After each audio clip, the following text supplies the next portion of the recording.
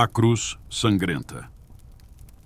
A cruz de madeira maciça erguia-se imponente no altar da pequena igreja de Guararapes. Seu brilho dourado, outrora símbolo de proteção e fé, agora parecia envolto em sombras.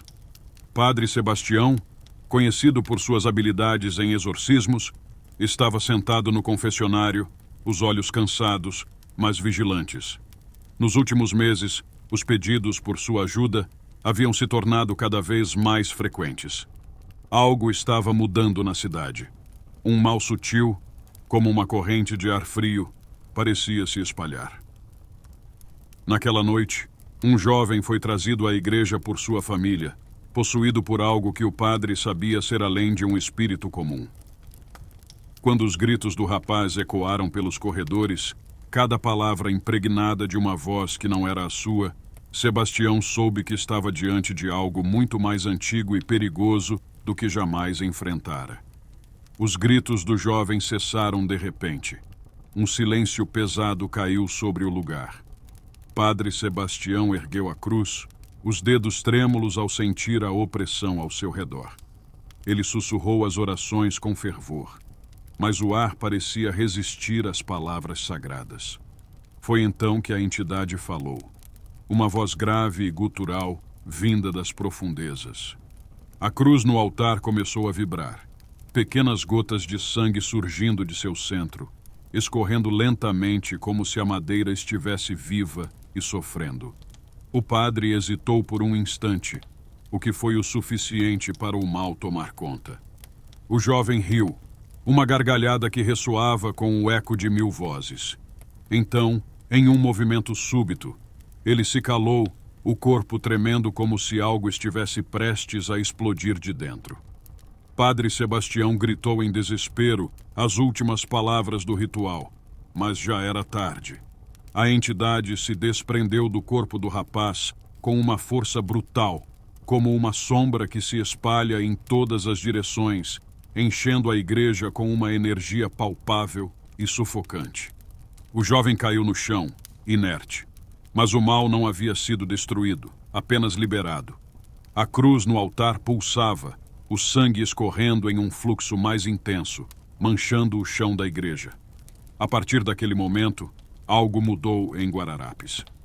Nos dias que se seguiram, os mais fracos de espírito começaram a mostrar sinais de possessão. Donas de casa pacatas começaram a falar em línguas desconhecidas.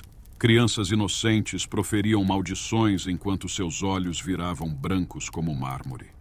Uma escuridão invisível pairava sobre a cidade. O mal que o padre tentara derrotar estava agora livre, possuindo as almas daqueles que não tinham forças para resistir.